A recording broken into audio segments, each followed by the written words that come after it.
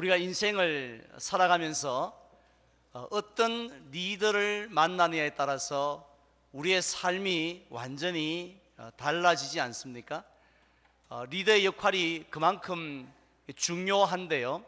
최근에 개봉된 나라 말씀이라는 그 영화를 보면 모든 신하들의 반대에도 불구하고 훈민정음을 만든 이 세종대왕의 모습을 생생하게 볼 수가 있습니다.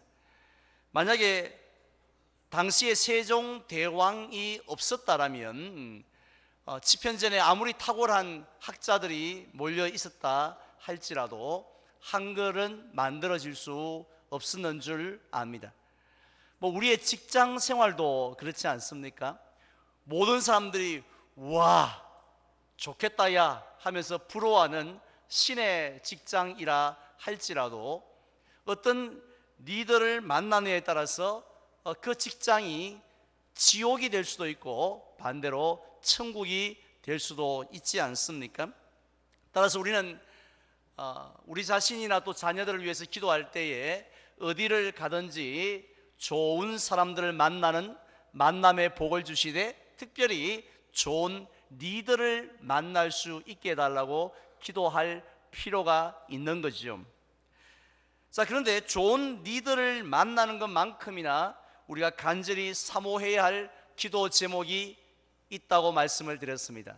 그것은 바로 우리 자신이 좋은 사람, 좋은 리더가 되는 것입니다.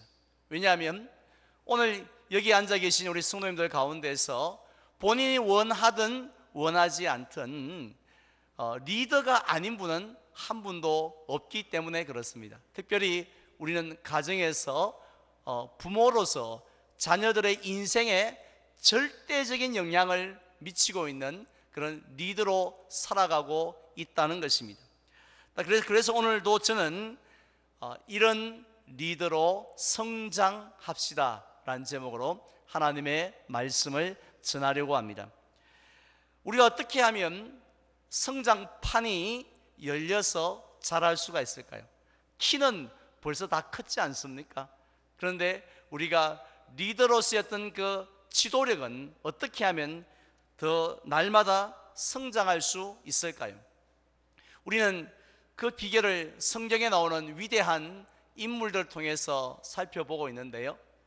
지난 주일에는 모세를 통하여서 살펴보았습니다. 오늘은 모세의 후계자였던 이 여호수아를 통하여서 권면의 말씀을 듣고자 합니다. 여호수아는 특별히 딱 한 가지를 우리에게 권면해 주셨습니다. 여호수아는 우리에게 두려움을 관리하라고 권면하고 있습니다. 우리 한번 따라 할까요? 두려움을 관리하라. 네. 2차 세계대전이 막바지에 이르렀던 1945년 4월 12일에 미국은 한순간에 큰 두려움에 휩싸이게 되었습니다. 왜냐하면 루즈벨트 대통령이 갑자기 서거하였기 때문입니다. 이 당시에 루즈벨트 대통령은 거의 신화와 같은 이 전설적인 존재라 해도 과언이 아니었습니다. 비록 그는 평생을 소아마비로 고생을 했습니다마는 미국 역사상 처음으로 4번 연속 4번이나 대통령에 당선되었고요. 그리고 경제 대공황이 있을 때는 뉴딜 정책으로 수많은 실업자들 그리고 또 침체에 가라앉아 있는 나라의 경제를 살려내기도 했습니다. 또한 독일 군대와 일본군과의 전쟁 앞에서도 강력한 결단력으로 전쟁을 성공적으로 이끌고 있었던 리더였습니다. 그런데 아직 전쟁이 끝나지도 않은 상황에서 갑자기 세상을 떠나게 되어지자 그 누구보다도 큰 충격에 빠진 사람이 있습니다. 바로 당시 부통령이었던 트루먼이었습니다.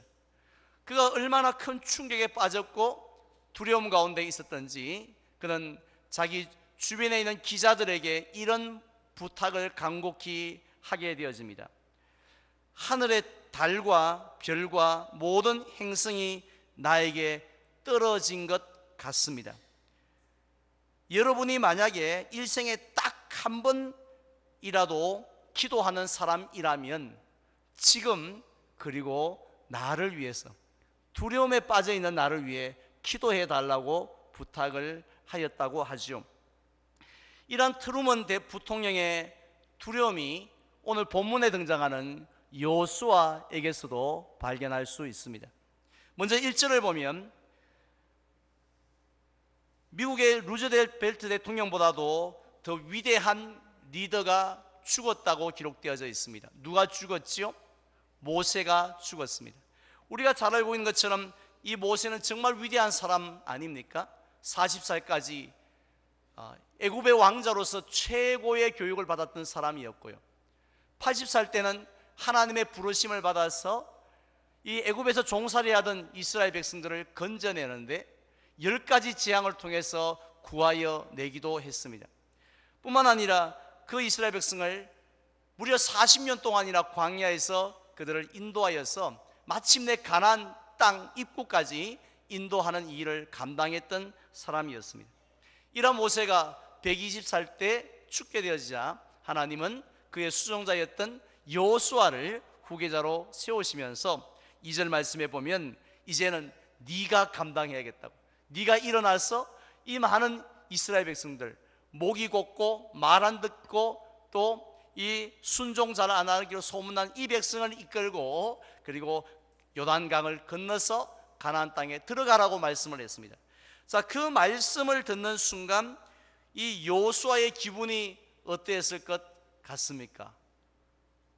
꿈은 이루어진다. 야, 드디어 나도 지도자 완장을 차보는구나.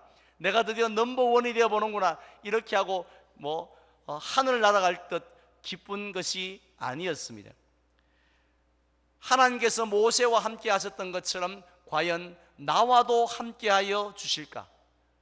또 이스라엘 백성이 모세를 지도자로 인정하고 따랐던 것처럼 내가 공격 앞으로 또 내가 좌로 우로 이렇게 명령을 내리면 이스라엘 백성들이 모세 때처럼 그 말에 따라서 움직여 줄까?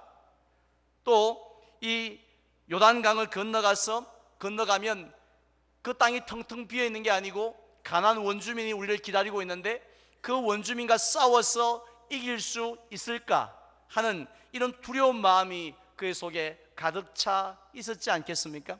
그래서 출애굽기 3장에서 모세가 하나님 앞에 그랬던 것처럼 내가 누구이기에, 하나님 내 꼴을 내가 너무 잘 압니다. 내가 누구이기에 얼마나 자격이 없는데요 이 많은 백성을 감당할 수 있겠습니까? 하면서 안 됩니다 하고 그렇게 정중하게 또 사양할 수 있으면 하고 싶었을 것입니다. 자, 그런데 흥미로운 사실은 이렇게 두려워하고 있는 여호수아를 하나님은 책망하지 아니하셨다는 것입니다. 이 여호수아를 보면서 네가 어찌 그럴 수 있느냐고, 그릇이 그것밖에 되지 않느냐고 하면서 속상해하거나 실망하지도 아니하셨습니다. 대신에 무려 3번씩이나 오늘 본문에서 같은 말씀으로 여호수아를 위로하고 격려하시는 것을 볼 수가 있는데요, 6절에도 보면 강하고 담대하라고, 7절에도 보면 강하고 극히 담대하라고, 9절에서는 강하고 담대하라, 두려워하지 말며 놀라지 말라고 말씀을 하셨습니다. 하나님이 이렇게 책망하신 것이 아니라 격려를 하신 이유가 무엇인지 아십니까? 그것은 여호수아가 어떤 사람인지, 아니 저와 여러분들이 어떤 사람인지를 아시기 때문입니다. 우리는 이 로봇처럼 천하무적의 사람들이 아니라 질그릇같이 연약하기 때문에 인생의 어려운 문제들이 찾아오면 그 앞에서 두려움의 감정을 느끼는 것이 결코 이상한 모습이 아니라는 것을 하나님이 아셨습니다. 그것은 지극히 정상적이고 자연스러운, 즉 누구도 두려움에서 예배가 될 수 없다는 것을 하나님은 알고 계셨기 때문입니다. 하나님의 지하 운동이라는 책이 있습니다. 그 책의 저자인 리차드 범프란트 목사는 루마니아 사람입니다. 루마니아가 공산화가 되었을 때에 그는 무려 10년 동안 지하 감옥에서 온갖 고문과 고통을 경험했던 분인데요, 그는 그 속에서 나중에 말하기를 내가 그 모든 고통을 이겨낼 수 있었던 것은 힘드는 순간마다 십자가에 달려서 고난당하신 예수님의 고난을 생각했대요. 예수님은 더 힘드시지 않으셨을까? 예수님은 더 아프셨겠지. 이렇게 하면서 이겨냈다는 것입니다. 그런데 어느 날 그가 성경을 읽다가요, 눈에 번쩍 들어오는 말씀이 있었습니다. 우리도 성경을 읽다가 다 귀한 하나님의 말씀이지만 눈에 번쩍 띄고 들어오는 말씀이 있지 않습니까? 우리에게 와닿는 그 은혜의 말씀이 있죠. 그 말씀이 뭐냐면 두려워하지 말라는 말씀입니다. 그렇게 대단한 신앙을 가진 목사님이었지만 그의 마음속에는 두려움이 자리를 잡고 있었던 거죠. 그래서 두려워하지 말라는 하나님의 말씀을 통해 은혜를 받았는데, 그런데 보니까 그 말씀이 성경에 여기도 나오고 저기도 나오고 신약에도 나오고 그렇게 하는 거예요. 그래서 뭔 성경에 이 말씀이 이렇게 많나 하고 이 감옥에서 그 말씀이 몇 번쯤 나오는가 이 헤아려 본 거예요. 헤아려 보니까 그분이 감옥에서 헤아렸을 때 헤아려 보니까 모두 몇 번 나오냐면 365번이 나왔습니다. 그러자 그는 하나님께서 이 쉬운 말씀, 이 간단한 말씀을 그냥 한 서너 번 정도 하셔도, 신약에 한 번, 구약에 한 번, 시편에 한 번, 한 서너 번만 하셔도 충분히 우리가 다 알아먹을 수 있을 것 같은데, 이렇게 365번이나 말씀하신 이유가 뭔가 묵상하다가 하나님께서 깨달음을 주셨습니다. 그것은 바로 1년 365일 중에 두려움이 찾아오지 않는 날은 단 하루도 없기 때문에, 그래서 하나님을 의지하지 않고는 단 하루도 살아갈 수 없기 때문에 이 말씀을 이렇게 많이 주셨구나 하는 것을 깨닫게 되어집니다. 사실 정말 그렇지 않습니까? 오늘날 저와 여러분들의 삶의 모습을 보면 우리가 느끼는 두려움들이 얼마나 많이 있습니까? 몇 년 전에 타임지에서는요, 현대인들이 느끼는 두려움의 종류를 소개를 했는데 모두 276가지였다고 합니다. 그런데 가만히 생각해 보면요, 276가지가 아니라 한 2700가지는 넘지 않을까 생각되어집니다. 우리가 어릴 적에, 저는 시골에서 자랐는데요, 초등학교 그 공동 변소에 갔을 때 밤마다 나온다는 무슨 처녀 귀신을 비롯한 이야기부터 해서 우리가 어릴 적부터 지금까지 두려워하며 살았던 것들이 얼마나 많이 있습니까? 물론 과학도 발전했고 또 모든 기술들이 나아졌습니다만은 100년 전에 우리의 조상들보다도 지금 우리는 더 많은 것을 두려워하고 걱정하고 염려하며 살아가고 있다는 거죠. 세월이 변해도 그래도 변하지 않은 가장 큰 대표적인 두려움은 죽음에 대한 두려움이겠죠. 죽음 앞에 다 두려워합니다. 암과 같은 질병도 사실은 우리를 두렵게 하지요. 그리고 또한 실패에 대한 두려움도 있지 않습니까? 늘 어떻게 성공합니까? 늘 우리가 이깁니까? 늘 어떻게 우리 뜻대로 세상을 좌지우지할 수 있습니까? 그렇게 할 수 없는, 결코 녹록지 않은 세상이라는 생각이 드니까 모든 것이 두려운 거죠. 혹시나 일이 잘못되어지면 어떡하지? 걱정하지 덜덜 마세요라고 옆에서 아무리 이야기를 해도, 그러나 자기 전에 또 두려움이 우리에게 찾아옵니다.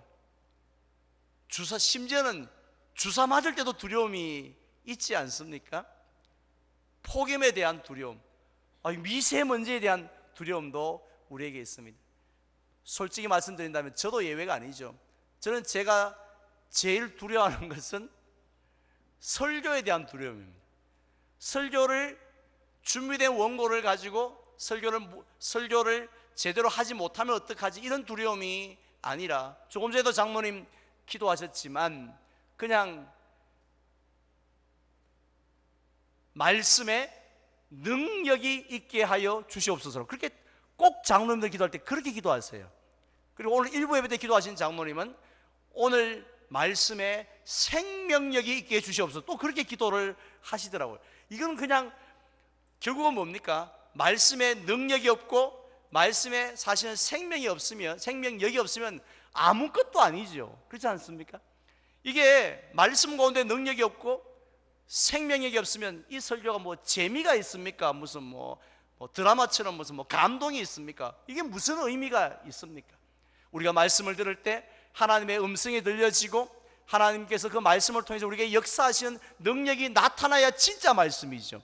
그러니까 그런 말씀에 대해 근데 내가 일주일 내도록 설교 준비했는데 근데 성도들이 전부 다 멍한 표정으로 앉아서 나를 쳐보다가 마치고 나가실 때도 뭐 들었지 하면서 이렇게 또 나가고 설교 제목조차도 기억을 하질 못하고 제가 전한 말씀이 여러분들의 삶에 아무런 영향력도 아무런 도움도 되지 아니하고 빨리 안 끝나나 이런 마음만 가지게 했다라면 제가 하는 일에 아무 의미가 없지 않습니까? 그런 두려움이 저에게 있는 거죠. 그래서 저는 주로 꿈을 꿀 때요 그런 악몽 많이 꿉니다. 제가 설교할 때 성도들이 다 집에 가는 꿈, 하여튼 꼭 꿈을 꿔도 그런 꿈을 꾸는데 어디 저뿐이겠습니까? 우리 성도님들도 각자의 삶에 두려운 것들이죠. 그게 꿈으로 나타나요. 꿈으로, 악몽으로 나타나죠. 그래서 우리 그런 두려움을 우리가 안고 이 자리에 있다는 거죠. 그런데 이러한 우리에게 하나님께서는 뭐 하지 말라고요? 두려워하지 말라고 말씀을 하고 있습니다. 이 말씀은 무슨 의미냐면요, 두려움이 모든 성도에게 누구에게 가릴 것 없이 다 불청객처럼 찾아온다 할지라도 그 두려움에 굴복하지 말라는 말씀이죠. 그것을 관리하라는 것입니다. 어떻게 해요? 강하고 담대함으로 바꾸라는 것입니다. 어떻게 하면 그 두려움을 바꿀 수가 있을까요? 강하고 담대함으로 바꿀 수 있습니까? 오늘 말씀에 그 답이 있지 않습니까? 하나님께서는 여호수아에게 두려워 말고 강하고 담대하라고 하신 그것은 이유가 무엇인가요? 오늘 9절에 있습니다. 다 함께 9절을 봉독하겠습니다. 내가 내게 명령한 것이 아니냐? 강하고 담대하라. 두려워하지 말며 놀라지 말라. 네가 어디로 가든지 내 하나님 여호와가 너와 함께 하느니라 하시니라. 아멘. 한번 따라하겠습니다. 내가 너와 함께 하리라. 믿으시면 아멘 합시다. 이 말씀은 무슨 뜻입니까?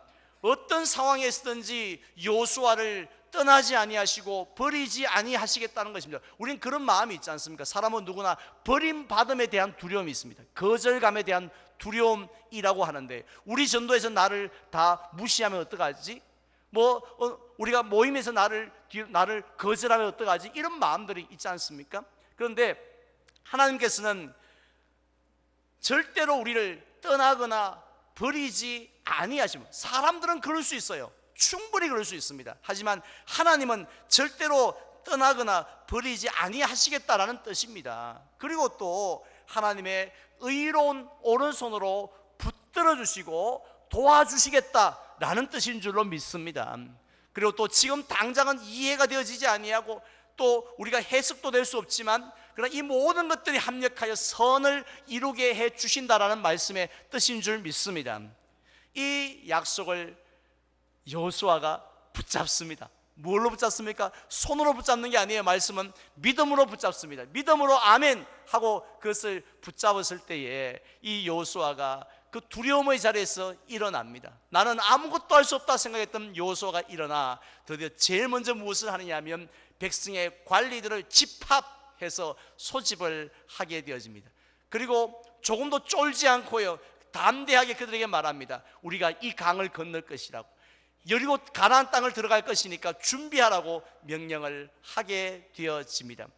자, 그러자 그 명령을 내리는 순간부터 이스라엘 진영 안에, 즉 이스라엘 백성들이 어떻게 변화가 되어지냐면요, 여호수아 한 사람이 그 두려움을 관리를 하게 되어지자 나머지 모든 들이 갑자기 이 담대한 사람으로 바뀌어집니다. 어쩌면 여호수아 못지않게 두려워했던 그들이었지만 여호수아 한 사람 때문에 백성들의 마음이 바뀌어지기 시작합니다. 그래서 그들은요, 제사장이 법궤를 메고 넘시 흐르는 요단강을 한 걸음씩 들어갔을 때에 그들 중에 단 한 명도 주저하거나 거부하지 아니하고 믿음으로 그들을 따라서 요단강을 건너갑니다. 그리고 가나안 땅에 들어가지 않았습니까? 여리고 성 앞에서도 마찬가지였습니다. 당시의 여리고 성은 특이하게도 이중 성벽으로 구성되어져 있었습니다. 바깥에 있는 이 외벽의 높이가 5m, 안쪽에 있는 내벽의 높이가 14m였습니다.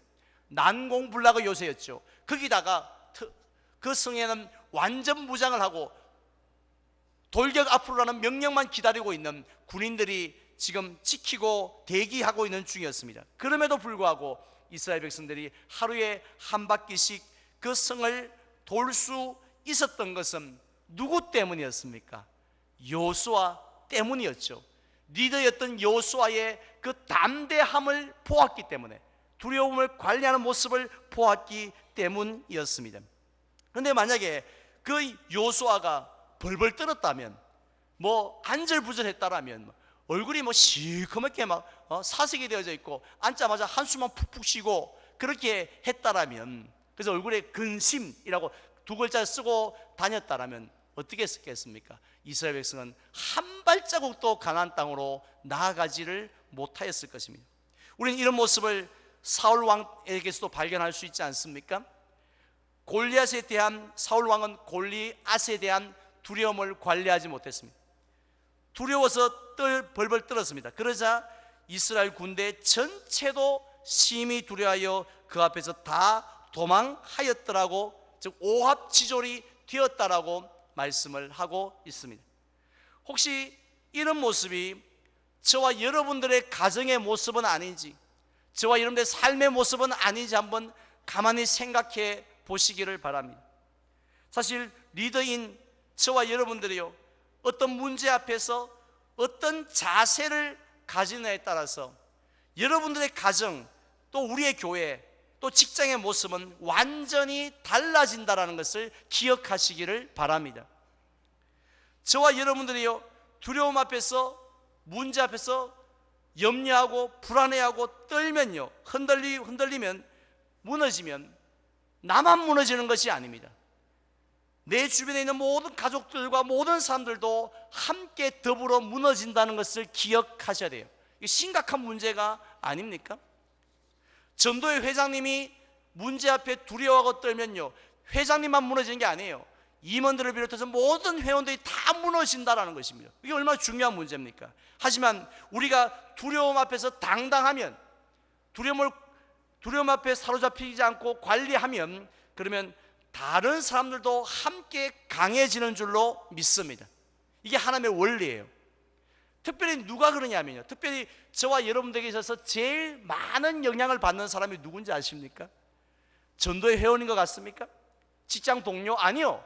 제일 많은 영향을 오랫동안 받는 사람은 저와 여러분들의 자녀들입니다. 우린 자녀들의 믿음은 여호수아 나무 학교 부서에서, 또 여름 성경학교나 수련회에서 쑥쑥 거기서 다 자란다라고 생각합니다. 물론 맞습니다. 그곳에서 자라가죠. 그런데요, 실제로는 평상시에 제일 많은 시간을 보내는 그 부모님들의 모습을 통해서 자라가고 영향을 제일 많이 받는다는 사실을 기억하시기를 바랍니다. 우리나라 속담에 그런 말도 있지 않습니까? 왕대밭에 왕대 나고 쫄대밭에 쫄대가 난다고. 이게 다 부모의 영향이거든요. 신앙도 마찬가지입니다. 우리가 자식들 때문에, 자신의 신앙 때문에 기도하신 분들 정말 많습니다. 제가 우리 교육자들이 매일 새벽마다 새벽 기도를 마치고 우리가 모여서 한 목장 한 목장 우리가 성도들의 기도 제목을 두고 기도하는 시간이 있습니다. 우리는 그걸 기도 신방이라고 해요. 요즘은 워낙 신방들을 안 받으시려고 해가지고 우리 교육자들이 기도 신방을 매일 목장들마다 돌아가면서 기도하고 있는데요. 그런데 그때 기도 제목 보면 대부분이 자식의 믿음 때문에 기도를 부탁을 합니다. 그런데 그 마음은 충분히 이해하는데요, 근데 그 자식의 믿음이 누구에게 제일 영향을 받느냐? 부모의 자세에 영향을 받습니다. 두려움 앞에 두려움을 어떻게 관리하느냐, 지배당하느냐, 거기에 당한다는 거죠. 두려움 앞에 떨지 아니하고 강하고 담대하게 나아가는 모습들을 볼 때 자녀도 그 부모의 신앙만큼 자라갈 줄로 믿습니다. 따라서 우리는요, 여러 가지 실패를 경험할 때가 있죠. 당연하지 않습니까? 재판한다고 항상 어떻게 이깁니까? 시험 친다고 어떻게 항상 합격합니까? 계획하는 게 어떻게 다 이루어집니까? 장사 언제나 남습니까? 하지만 그런 여러 가지 실패 앞에서도 두려움을 관리하시고 그래서 강해지셔야 됩니다. 암이 얼마나 무서운 병입니까? 하지만 그 암 앞에서도 우리들은 강해지고 그것을 두려움을 그냥 수용해서는 안 된다는 것이죠. 심지어 뭐 앞에서도요, 자식들이 보는 앞에서, 성도들이 보는 앞에서 죽음을 맞이하였을 때도 여러분들은 두려움을 관리하여 강해져야 할 의무들이 있는 분들이 그렇게 살아가셔야 된다는 것이죠. 그게 리더다운 모습이라는 것입니다. 지난 금요기도회 때 바울이라는 영화를 봤습니다. 그 영화에 등장하는 성도들은요, 하나같이 힘이 없는 사람이에요. 그래서 예수 믿는다는 이유 한 가지 때문에 그냥 경기장에 끌려가서 사자의 밥이 되기도 하고요, 사람들이 즐거움을 주고 화형에 처하기도 하고 이렇게 큰 칼에 목이 잘려 죽기도 했습니다. 그런데 놀랍게도 그들은 모두 다 담대한 사람들이었습니다. 죽음 앞에서도 그들은 하늘에 계신 우리 아버지요 하면서 주기도문을 외우면서 순교의 길을 걸었던 사람들입니다. 어떻게 이런 일이 가능할까요? 바로 하나님의 말씀을 붙들었기 때문입니다. 그 미약한 사람들, 그 천한 사람들이 결국은 로마를 뒤집지 않습니까? 세계를 정복하지 않습니까? 무엇 때문에 그렇게 강하여질 수 있었습니까? 바로 하나님의 약속의 말씀을 붙들었기 때문에 결국 그들은 진짜 리더가 되고, 세상을 숫자가 문제가 아니었죠. 돈이 문제가 아니었습니다. 세상을 변화시키는 그런 리더로 쓰임받았지 않습니까? 오늘 저와 여러분들이 함께 붙들었으면 좋겠다는 말씀이 있습니다. 오늘 이 말씀을 읽고 말씀을 맺으려고 합니다. 우리가 잘 아는 이사야 41장 10절 말씀입니다. 다 함께 봉독하겠습니다. 두려워하지 말라, 내가 너와 함께 함이라. 놀라지 말라, 나는 내 하나님이 됨이라. 내가 너를 굳세게 하리라. 참으로 너를 도와주리라. 참으로 나의 의로운 오른손으로 너를 붙들리라. 아멘.